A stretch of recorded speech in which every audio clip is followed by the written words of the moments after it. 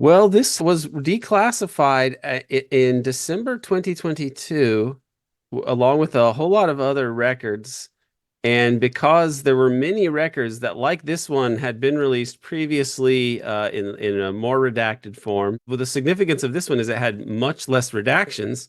What was revealed in these sections is, to my mind, pretty fascinating and important, and it really went unremarked upon, except for a guy on LinkedIn who wrote an article on it, and he has also attempted to link some of these facts to and the JFK assassination itself to UFO stuff. And so I think that maybe it's not a person with wide circulation and people didn't notice it. And other people who are specialists in JFK didn't see that this thing had been declassified or that it was significant. But when I looked at what was in there, because a patron of mine, Scott Alfieri, sent me a link to this. And when I looked at the testimony itself and the link there to the document, you could see was big X's over what they had redacted previously in previous versions. And you could find one version of this at the Mary Farrell website, which houses a lot of these CIA documents and things from the Church Committee and the House Select Committee on Assassination Investigations, a lot of JFK related material. So I went there and I compared the versions, and they matched, and the link was to the government's website, and I went back and found out where that link came from. So I was like, well, this is accurate. This is the right document. And what he is asked about is something that had been known about, but not with as much confirmation, and that was Angleton's handling of the Israeli account, the word used for that. Now, this is redacted in most of the testimony, but you can kind of figure it out because they keep making references to Israelis and so on. But then at one point, one of the questioners actually says, the Israeli account, is that the Israeli account? Is that the right way to say it? And Angleton says, sure, that name's as good as anything else. But this was a very tightly held piece of information that wasn't that this account existed and what it was doing. This was only known to really Angleton and the directors at the time. Although, if you look more in the document, you eventually come to find out that it's not certain that McCone knew much about this or about certain aspects of this.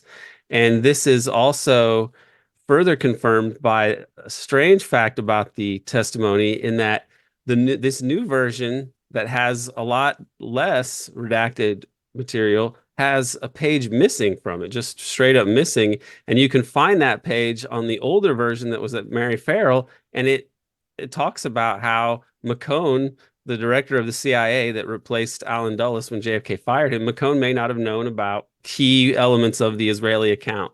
And this account was handled by James Angleton, who was the person who people have long suspected of being involved in the Kennedy assassination, because a lot of the things involving Oswald and the irregularities with his file, they all trace back to James Angleton. So people like John Newman and Peter Dale Scott have done a lot of work looking at this, and they see Angleton's Office of Security and the Counterintelligence Office, that Angleton ran, as being involved in this, and they must have known a whole lot more about Oswald than they said.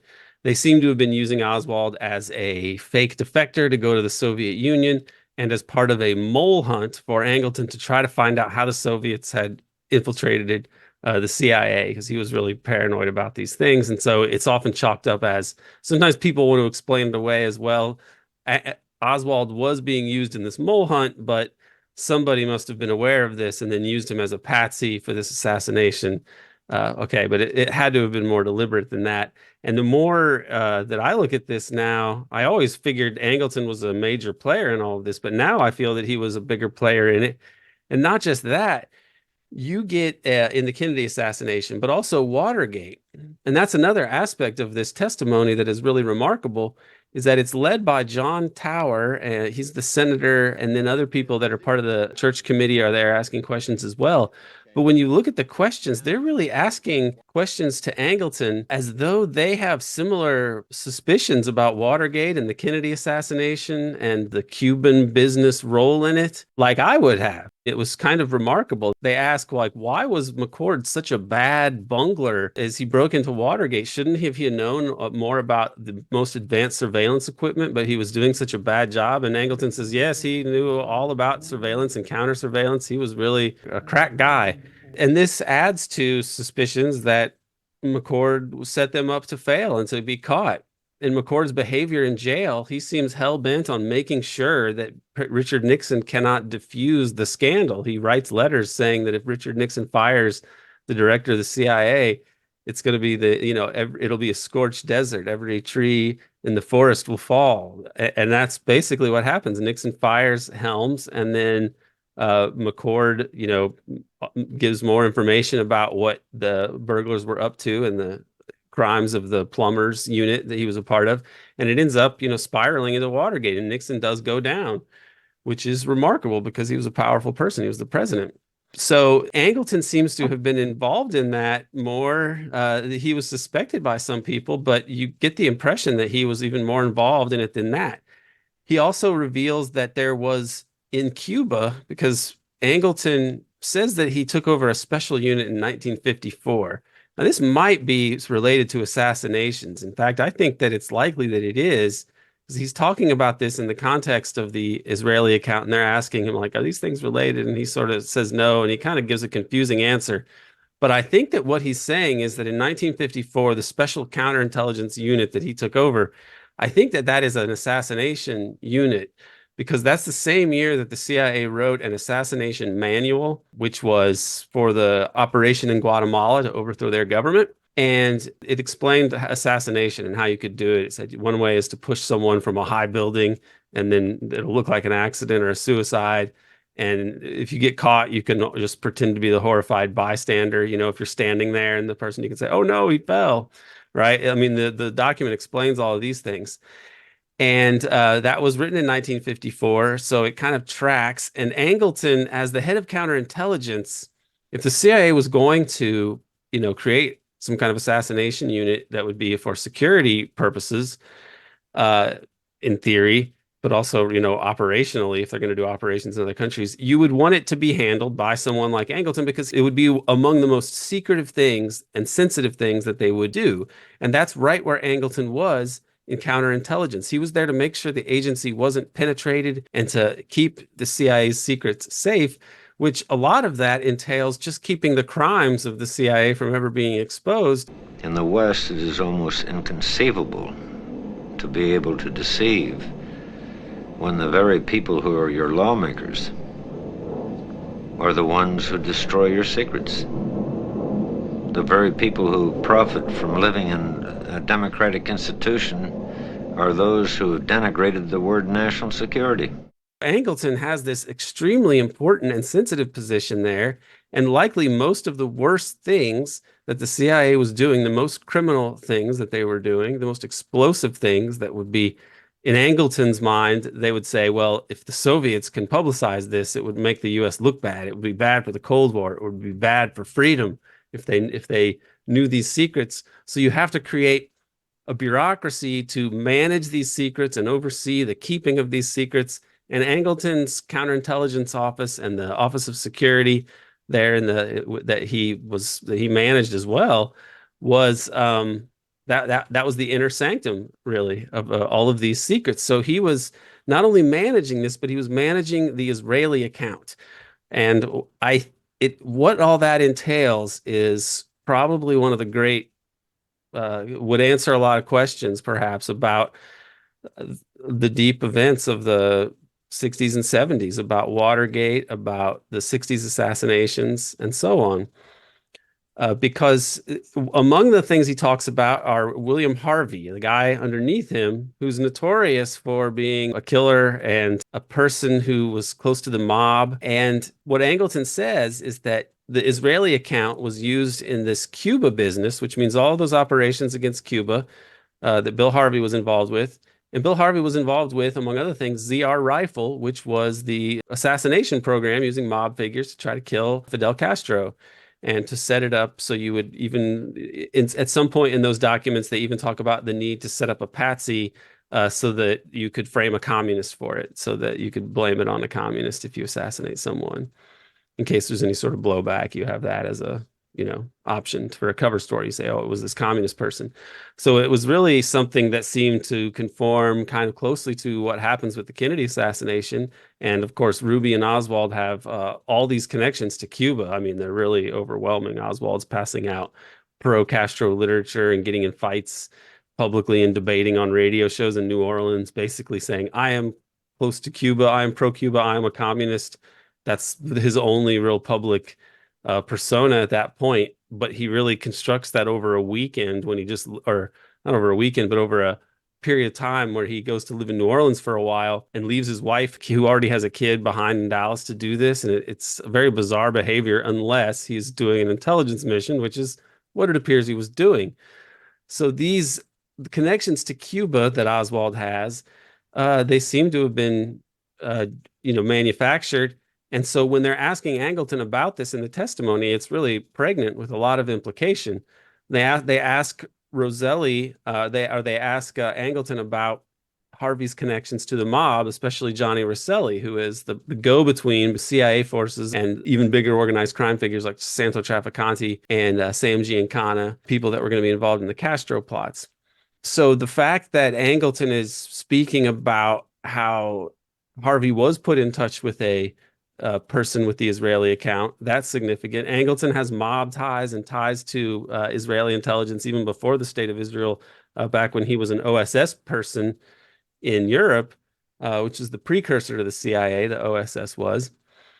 And he testifies about that as well. And when he says that he put Harvey in touch with the guy who was with the Israeli account in Cuba, that is notable. They don't elaborate on that much. And he says that, like, well, he never would have, used that in any of those, those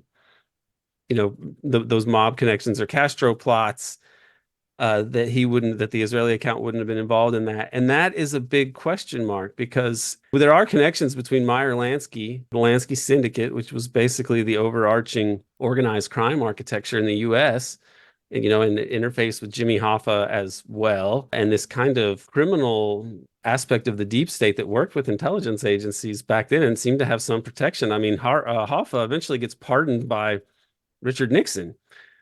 So after the Kennedys went to so much trouble to put him in jail. So we don't know what the relationship is between the Israel account and the Lansky syndicate, and then James Angleton's use of mob entities for U.S. covert operations. But the links seem there. Lansky does go to um, Israel during a very sensitive time during Watergate, which and the fallout from that, which is around this time, which seems like, among other things, kind of a civil war over who's going to control drug trafficking networks and such. I mean, there's a lot of strange business with Watergate here that involves organized crime and involves political infighting and even involves the Kennedy assassination, because Nixon was trying to get the details of the Kennedy assassination from the CIA director at the time because he felt that he could use that. The CIA was against him. Well, I think he was right. And that the main people against him may have been Angleton and his opposition to détente. So he did not like the Kissinger, Nixon, Rockefeller plan for détente and cooperation with the Soviet Union and normal, rapprochement with China. These guys were hardliners. And so I think that one implication of this of this testimony is that it helps explain part of the way the U.S. foreign policy got taken over by neoconservatives. Because I think that Angleton, what it suggests is not only was Angleton and this group, which did include the Israeli account, not only was Angleton involved in um, the Kennedy assassination, but later he was a real opponent of détente. He was an opponent of Henry Kissinger, and when Nixon fired Richard Helms and put in Schlesinger and then William Colby as CIA directors, these were people who were opposed to what Angleton was trying to do. They eventually leaked things to the press so that Angleton would get fired about other criminal things that Angleton had been a part of. And so Angleton seems to have been such a hardliner about the need for the U.S. to be ever vigilant against the Soviet Union and to try to crush communism, that he is something of a neocon before the neocons. He's an American. He believes in unipolar American empire is how it seems to me, and he used a lot of power that he had to move policy in that way sometimes I think that when he was involved in the Kennedy assassination, which a pretty significant amount of evidence points to, it was not that he was doing this on his own volition or at the behest of Israel. I think that there was a consensus among the US elites, the US deep state, the US establishment, that Kennedy could not be allowed to reverse the policy that they had set in the wake of World War II, that the Soviet Union was to be confronted and the US was to go for global empire and hegemony over global capitalism. These guys, these Wall Street figures, decided that the US in World War II was going to win, and then they were going to be the most powerful country, and they were going to have to decide how to run the world. And they did it, and they did it in a way that would really benefit themselves because they were the most powerful oligarchs in the most powerful country really in human history at the end of World War II. Relative to everyone else, the US was unassailable. They had over half the world's manufacturing capacity. They had a monopoly on the nuclear bomb. They were totally untouched by the destruction of World War II, minus a little bit of damage to Pearl Harbor. I mean, they were extremely powerful, and these guys took advantage of that to establish an American empire uh, for decades afterwards, and they wanted it to last, for as long as it could. But they were kind of reasonable about it and pragmatic. They knew, for example, that things like what we're seeing in Gaza now could be dangerous because it would turn the whole world against the U.S. So some of them were like pro-Arab, and there were Arabists in the CIA, and people like Angleton were not. They weren't even sharing this information about the Israel account with the Arabists, so they didn't even understand what the U.S. policy was. It was kind of a, schizophrenic policy. But ultimately, these forces get rid of, and I think that they're more Wall Street waspy forces of the U.S. establishment that get rid of Kennedy. But I think in order to do it, they have to rely on U.S. militarist figures. So probably the people running the Doomsday Project in the Pentagon. I think that they were likely involved because the Kennedy autopsy gets conducted in a military facility. So you can't put this all on Angleton and the CIA.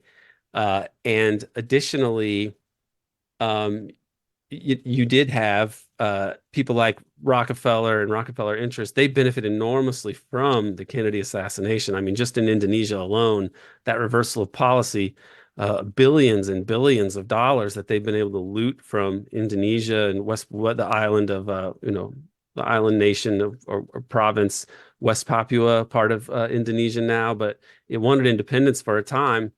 But basically, after Kennedy is killed, a couple years later, the Indonesian nationalist leader Sukarno is overthrown in this CIA orchestrated coup, which leads to a CIA orchestrated mass slaughter of 500,000 to perhaps 1 million, 2 million, 3 million. They don't even know. You get different numbers on this.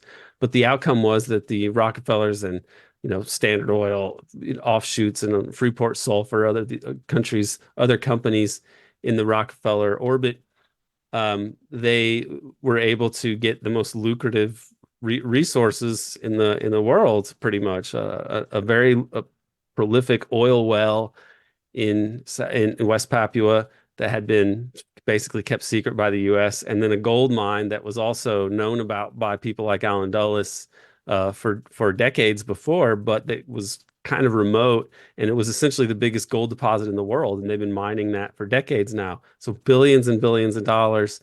But I think that what this points to me is that Israel, through Angleton, because Angleton also helped Israel to get the nuclear bomb, certainly against the wishes of Kennedy. Do you know that John Kennedy was very much opposed to Israel getting the bomb? He nixed it. He absolutely nixed it. He did not, and he was coming over to make the inspections, very rigid. And he said, "We don't give them the bomb. The bomb was sacred. The first 5 countries that got it, that was done. It was a fait accompli. But all of a sudden, to allow Israel to have a bomb, no way in hell." Kennedy was killed. Lyndon Johnson signed off and let the Israelis do what they want. They opened the Dimona facility in 1968. Americans didn't even know because Johnson put out a directive. He said, "Don't talk about it." But definitely there was malice, a forethought in getting rid of Kennedy. and because they saw the danger that he represented.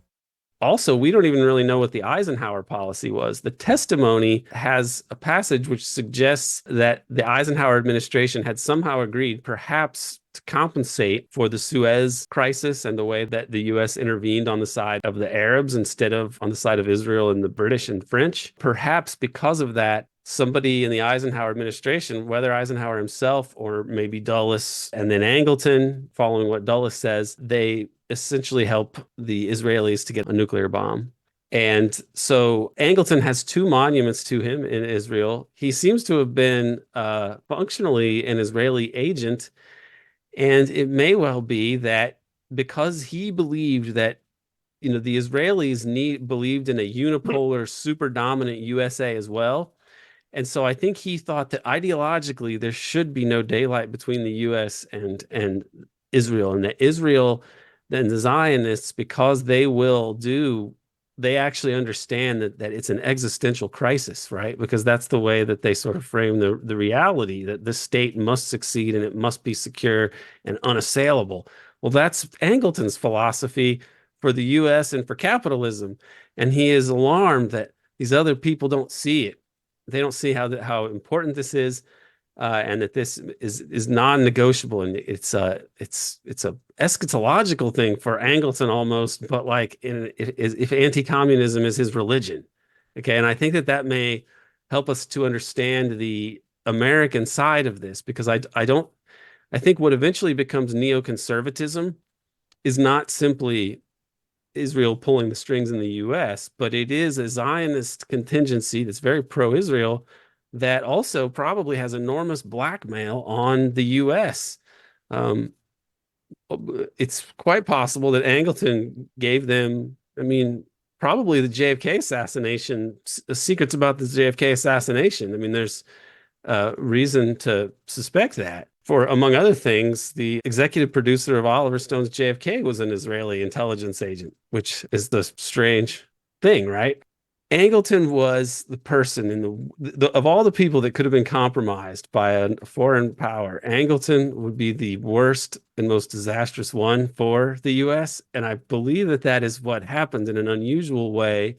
I think because he had an affinity for this what we would come to see as neoconservatism, which is extreme, like pro-Israel. Israel should be able to destroy everyone else in the region to secure U.S. control over the energy heartlands of the world. So later, people like Rumsfeld and Cheney, other military-industrial complex people, they are kind of corrupted by this idea of what the U.S. should be. I think that this document shows that not only was Angleton wrapped up in a lot of these things, but also that some of the people, including people that would go on around George H.W. Bush, were basically aware that he was acting in this way. The questions are very pointed, and they all are questions that I would have liked to have seen raised by and large. And so I think that they actually understood that this represented something that was worrisome for American nationalist imperialists, like I think George H.W. Bush was, and I think other people that we think of as corporate conservative figures who are not. I'm not saying that they're good guys at all, but I'm not saying Nixon was a quote unquote good guy or a progressive enlightened statesman or anything like that.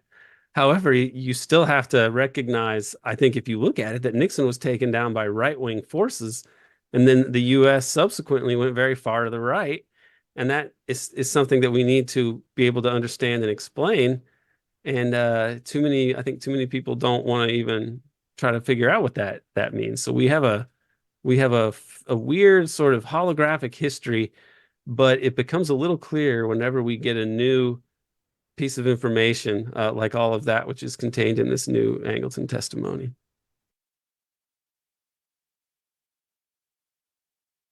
Thucydides was an early historian in Greece, not the first historian. I think that's usually credited as being a Herodotus, but he was a historian, although in academia or in Western intellectual history, he's considered the first realist, meaning that he said that wars were fought for kind of rational reasons that are based on like conditions in the world and the fact that the world is a dangerous place and you have to look out for yourself and so on. All of these things we think of as being realism in international relations, or the study of international relations, which is a subdiscipline of political science.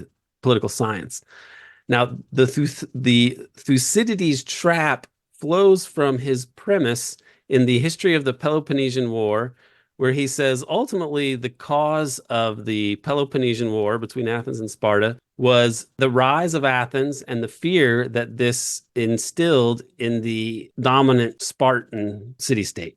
What he was saying is the reason that there were all these wars that we think of as the battles, the Peloponnesian War, was really that Sparta saw Athens becoming more powerful and feared that they would eventually overtake them, and so they had to fight a war with them in order to stop that from happening.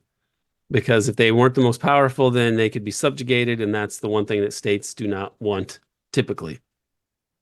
So the Thucydides trap is applied to for international relations, and especially in a condition when the great power sees a rival.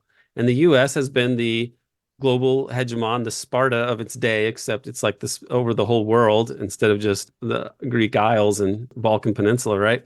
The U.S. is now in a position where the rise of China is seen by some as this self-generating prophecy of war. That the fact that China is becoming powerful and that powerful countries like the US and empires cannot tolerate being reduced to normal status or second-class status or sub-imperial status, that they will resist this. One of the big questions of the day is, can the US and China coexist going forward? Or is China's rise going to eventually provoke the US into trying to start some sort of war with China? And if you are somebody who is anti-war, you're hoping that we do not have to have a war with China. I would be someone who advocates like Henry Wallace did, or like John F. Kennedy did, or like Gorbachev did at the end of the Soviet Union, that we should have a world governed by international law and a respect for sovereignty, and that we should solve problems diplomatically. The main violator of international law since the end of World War II has been the United States. The United States violates the UN Charter, which it signed all the time. And when it overthrows countries, when it destabilizes countries, when it bombs countries, attacks countries, carries out assassinations or military operations in countries without the leadership's permission, these are all violations of the UN Charter, all violations of the US Constitution, because the Senate ratified the UN Charter. So it's a ratified treaty, which means the US can't violate it. It's the supreme law of the land, supposedly.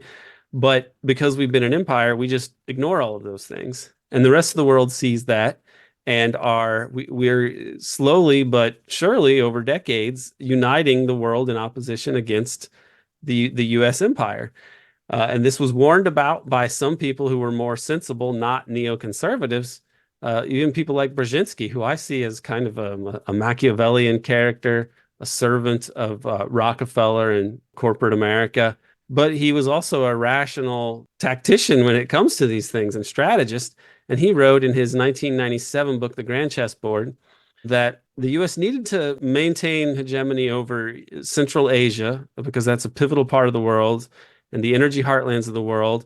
But that the main thing it needed to do was not to force all of these other countries into an alliance against the U.S., that especially an alliance of China, Russia, and Iran, united not by a shared philosophy, but by shared bitterness and grievances with the U.S., that would be the most dangerous thing for the U.S. Well, that is exactly what the neoconservatives have done. And so this is where we see the worry of the Thucydides trap coming true, because the neoconservatives who have been in control of U.S. foreign policy and whose aggression, by expanding NATO and by launching all these wars in the Middle East and by supporting Israel's attempts to incrementally create greater Israel by ethnically cleansing or committing genocide against the Palestinians, all of these things are uniting the world against us. And we know that the U.S. Hive mind of foreign policy, the neoconservatives, believe first and foremost that the U.S. must be the dominant power in the world. And so with knowing that they think that way, it's reasonable to worry about the Thucydides trap, because the U.S. explicitly says, people like Wolfowitz, And when he tried to formulate his foreign policy strategy in the early 90s, they were arguing that the U.S. should not allow the rise of any power that could potentially challenge its dominance over the global system. And that power is being challenged. And so are the neoconservatives going to stick to that? Or are they going to realize that this is an insane policy? Because even people like George H.W. Bush, who I would not consider to be someone that I am sympathetic to in his overall worldview, but he was not in agreement with this kind of a policy. He didn't want the Soviet Union to collapse and for these countries like Ukraine to go down a really nationalist route. He disagreed with Dick Cheney at the time, which is remarkable. If you think, why would a Secretary of Defense be sort of contradicting the president over a matter like this? But then you look at what's happened and you really think, wow, Dick Cheney represents some very powerful forces, and that's why he would do that. Ultimately, the Soviet Union does collapse. And George H.W. Bush, a little dismayed about the Wolfowitz plan, who was working for Dick Cheney in the Pentagon, he's writing this stuff up. And he has this policy for like defense planning guidelines. And that's when he's putting forward what they call the Wolfowitz Doctrine, where they say, we will not allow any power to rise to potentially challenge us. Now, H.W. Bush has this leaked to the press, and it seems to, there's some pushback against it. But H.W. Bush tries to force the Israelis to negotiate for a Palestinian state. He loses the election, perhaps because he confronted Israel. That's, I think, a working hypothesis at the moment, because otherwise you wonder why Bush did lose. On paper, you wouldn't think he would as an incumbent, but he did. And this is remarkable because the Bush position, I mean, eventually, the next time there's a Republican, it is a Bush, and he has embraced all of those policies that his father avoided, and he's made Cheney his vice president. And when he wins, he staffs all of these neoconservatives like Wolfowitz. He gives them jobs, and you get the Iraq War and utter disaster in the Middle East. So we see that the U.S. has pursued this policy. The Thucydides trap and the Wolfowitz doctrine are basically, the same thing, just repackaged in different ways. And you see where this is heading for the U.S. We're heading really towards a moment of some sort of crisis. We're going through it right now. I mean, the NATO expansion is a part of this whole process to really try to limit Russia's ability to have any kind of independent foreign policy. That was the reason for breaking promises about not expanding NATO, and these wars in Afghanistan and the Arab Spring wars, in Libya and Syria, and now this Gaza business. This all seems to be part of this neoconservative agenda to create a unipolar U.S. empire, and they have united the world against us, against the U.S.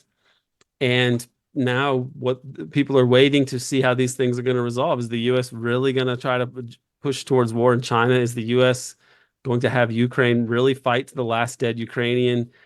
Is Israel going to carry out this or finish the genocide in Gaza, finish the job they've begun? And these are all related to the neocons and this neocon takeover of U.S. foreign policy. And I don't believe that the U.S. is going to come out on the winning end of this, because nobody has been able to put the world under one empire, and it was foolish to try.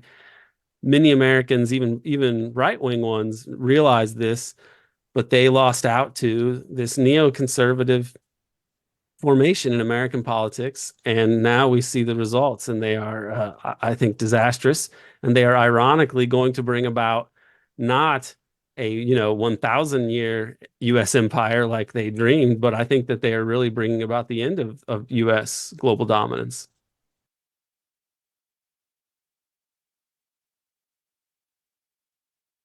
Michael Parenti was a radical scholar. And during the Vietnam War era, he was very much against the Vietnam War. This may have been why he had trouble getting a job in academia, even though his books were widely circulated by people on the left and leftist intellectuals and activists and so on. He is kind of this era, the 80s and 90s. especially in 2000s. There were three kind of radical left figures that stood out at the time. I mean, you could argue about whether you want to make this list three or you want to try to include other people or not. But really, Howard Zinn, Noam Chomsky, and Michael Parenti.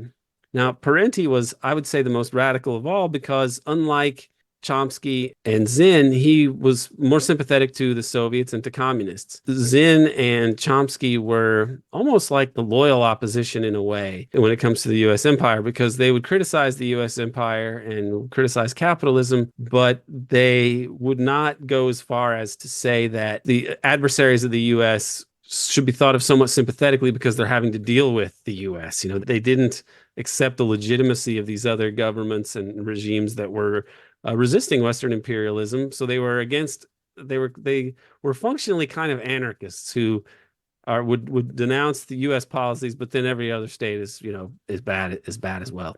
Parenti had a different take on the communist countries, and he saw anti-communism as being fascism, and he connected this to history, which is pretty effectively and pretty obviously because the Nazis themselves and the Italian fascists and the Japanese fascists, they called their alliance the Anti-Communist International. So when the U.S. after World War II, they essentially create their own Anti-Communist International, and they even use a lot of Nazis and ex-Italian fascists. I say ex, but I mean, because the Italian fascists aren't in charge anymore, they were still fascists. And then Japanese, right-wing fascist figures as well. So it really was that the U.S. kind of took over this fascist apparatus, except they just made it covert. And so Parenti saw that these countries like Japan like the Soviet Union and the People's Republic of China, it isn't that they weren't able to create socialist utopias. However, it has to be kept in mind that they were operating under a state of siege for the entirety of their existence. Really, from 1917 on, the West capitalist imperialist countries were trying to crush the Soviet Union, since it was established right away. They invade very early a coalition of Western people to try to, reverse the outcome of the Russian Revolution. And they're not successful. China likewise had many difficulties brought on by the war and centuries of imperial predations from Britain and the U.S. and France and Germany, all these countries that join in suppressing the so-called Boxer uprising or rebellion. These were an example of, and the Opium Wars.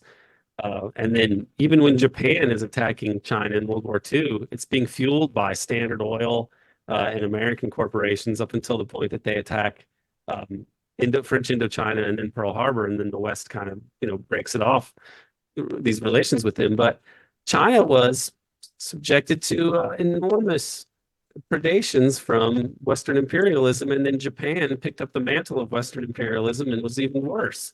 So these countries and the Soviet Union lost 27 million about defeating the Nazis, and the Chinese lost maybe 10, 20, 30 million. It's hard to even know in World War II fighting Japanese fascists. So these two countries suffered enormously to defeat fascism, only to find, in their opinion, in their perspective, a new fascist enemy encircling them, which would be the new Western US-led anti-communist international, except it's covert now instead of saying that we're the Nazis and we're going to take over everything. So this was how they would have seen it at the time, and Parenti pointed this out. Now, the other thing about Parenti that separates him from the loyal opposition of Chomsky and Zinn is that he never accepted these blatant state lies about crimes of state, like the Kennedy assassination. Parenti has this great chapter in his book, this essay, and he would give it as a talk. You can find recordings of it, JFK Assassination and the Gangster State. I think I've seen it under a couple different titles. But the point that he argues is that the state is this organization that arises in human civilization once there is enough of a distribution of labor and a surplus, an economic surplus to really create a serious social hierarchy. You get this organization that exists to maintain the hierarchy, and that's the state. And that the state can organize things like roads and other writing systems and other taxation systems and these things that allow for, culture to develop and for civilization to become more complex. But they also have this gangster role of making sure that nobody challenges the prevailing politico-economic hierarchy. Okay, that there's always this iron fist to make sure that the people know are kept in their place. The third world is not underdeveloped, it's overexploited. It's been impoverished and plundered to an incredible degree. For 500 years, the dominant interests of one country, generally Western European, North America, and much later on Japanese, have done to Asia, Africa, and Latin America. That process is still going on today. That process of expropriation. There's very little direct colonization. They no longer own the countries. They just own the economies and control the wealth and much of the infrastructure in these countries. The labor in your country and the resources of your country and the markets of your country belong to us. You get the hole in the ground, you get the pollution, you get the shanty towns, you get the disease, you get the typhoid and the contaminated water systems, you get the bloated kids, you get the starving people, you get the underemployment, but we skim the cream. And if you try to tamper with that, you will get it. The JFK assassination was a case, as Parenti saw it, where people and democracy had led to a statesman being in charge who wanted to have some reforms for whatever reasons, whether they were moral reasons on the part of JFK or whether you could even argue they're egotistical, because JFK wanted to be the hero of the world who helped the common people in his own way or that brought in democracy or whatever. You could look at this as democracy. Democracy does, in theory, produce incentives for people to want to do good things for the demos, for the people. I mean, we almost don't even think that that's something that's supposed to happen now. But the reality was that JFK seemed to be responding to both international and domestic U.S. outcry and the yearning for more enlightened leadership that would be more democratic in terms of being in the best interest of the majority of the people in the U.S. and around the world. He supported third world nationalists that the rest of the U.S. establishment did not. People like Patrice Lumumba, Sukarno, Nasser. Kennedy wanted to work with these people, whereas other U.S. imperialists and U.S. statesmen like Eisenhower or LBJ, who came before and after Kennedy, they would have just wanted to kill these people. And sometimes that's exactly what they did. They want a client state. They don't want a Colonel Nasser in Egypt who nationalizes the Suez Canal and takes the earnings of it to give the Egyptian masses free public education. For the first time in 3,000 years of history, free public education. They don't want him. And John Foster Dulles gets up and says President Nasser is the Hitler of the Nile. Remember that one? Hitler of the Nile. They don't want a Gaddafi who comes in Libya and nationalizes the oil and takes the earnings and investments of it and builds reclamations, plants 40 million trees and puts in healthcare systems and redistributes income to the mass of the people, education, all that sort of thing. Gaddafi, a Hitler madman. That's the thing they don't want.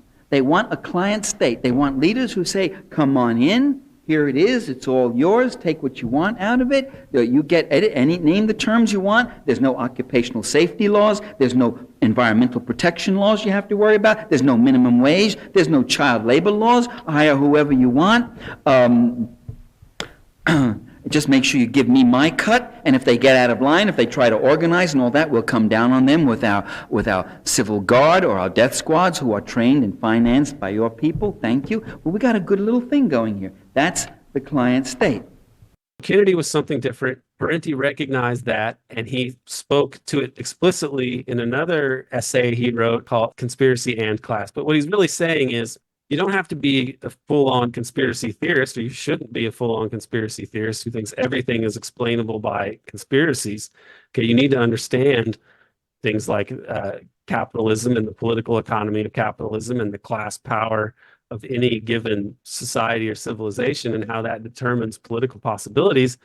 But he also was saying that you need to understand that these things are actually related, that if class power gives you the ability to carry out things conspiratorially if need be.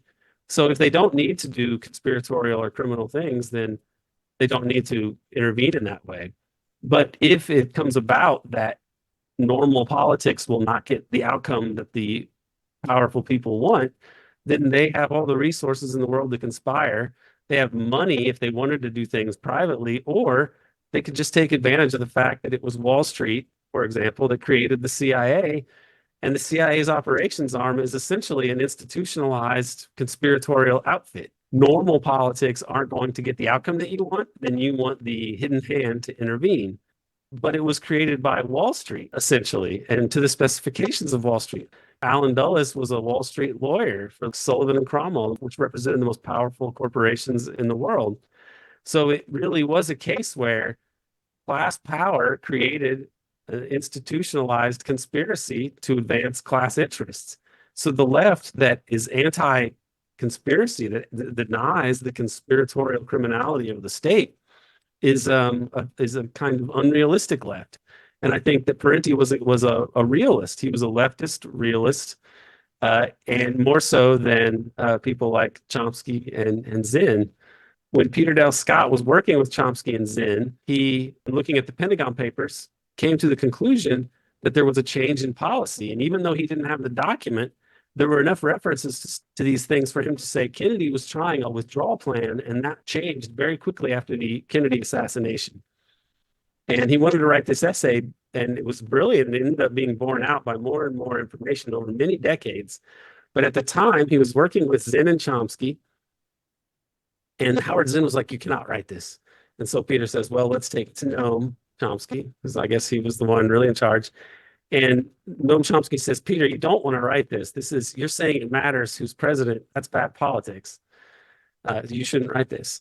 And Peter believed that it was true and that you shouldn't really determine this kind of analysis on the basis of like a political ideology that limits what you can actually think beforehand, that limits the conclusions you're allowed to draw because they're not politically compatible with your ideology. But that was what Chomsky was arguing. Chomsky wasn't trying to argue on the debate Peter on the points. He was saying, you can't argue this is bad politics. Well, Parenti was more of a realist than this. And I think that is what made him a singularly great commentator of that era. The free market mythology, it argues that the most ruthless, selfish, opportunistic, greedy, calculating plunderers, applying the most heartless measures in cold-blooded pursuit of corporate interests and wealth accumulation, will produce the best results for all of us through something called the invisible hand.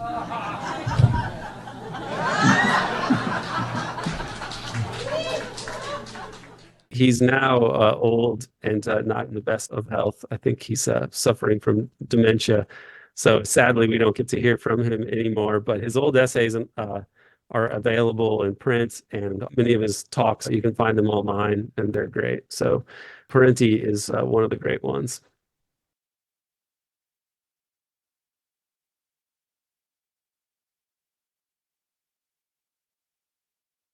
I mean that in a civilization, the way that civilizations begin, as I was alluding to earlier, you have initially everybody is like hunter-gatherers. They just are like living hand to mouth. They follow the food. It's that's how it is.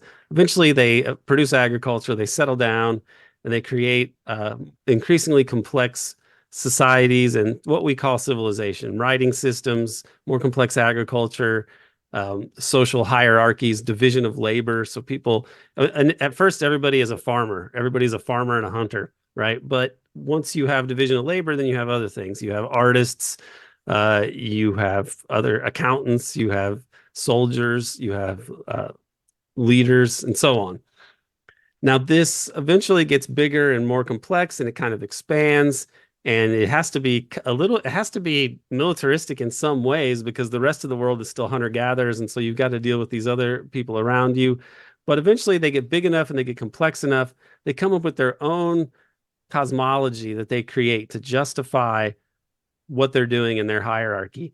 And some of these are evolve on similar lines. I mean, in the Chinese, for example, have the mandate of heaven, which it exists to legitimate the powers that be. And it was so effective at that you basically had this dynastic system in China for thousands of years. And your dynasty was prosperous. If China was prosperous, then it showed that the rulers had the mandate of heaven. But when everything started to go to hell at the end of a dynastic cycle, which is what happens because the amount of power that the oligarchy gets over years and years and years of a dynasty being in charge, you just have too many pressures, too much corruption, too much rent seeking on the part of elites with their circles of patronage and so on, that it leads to social problems and eventually catastrophes that bring down a dynasty. And then you have a new dynasty that comes in and they can reform a number of things because they have something of a clean slate. So as long as things were going well, then they say, oh, well, they have the mandate of heaven. They enjoy the mandate of heaven. But when things go badly, it's a sign that they have lost the mandate of heaven. So it doesn't just exist to explain why the powers that be are in charge. It also can explain when they come to not be in charge. It's because they've lost the mandate of heaven, which can be interpreted as a metaphor in a number of ways. You can look at it as being relevant to understanding politics in general. You could say Jimmy Carter lost the mandate of heaven, or as Peter Dell Scott phrased it, Jimmy Carter lost the Rockefeller mandate of heaven, because he was eventually a Rockefeller guy. He was Rockefeller's handpicked president, but then Rockefeller says, I don't really like some of the things he's doing.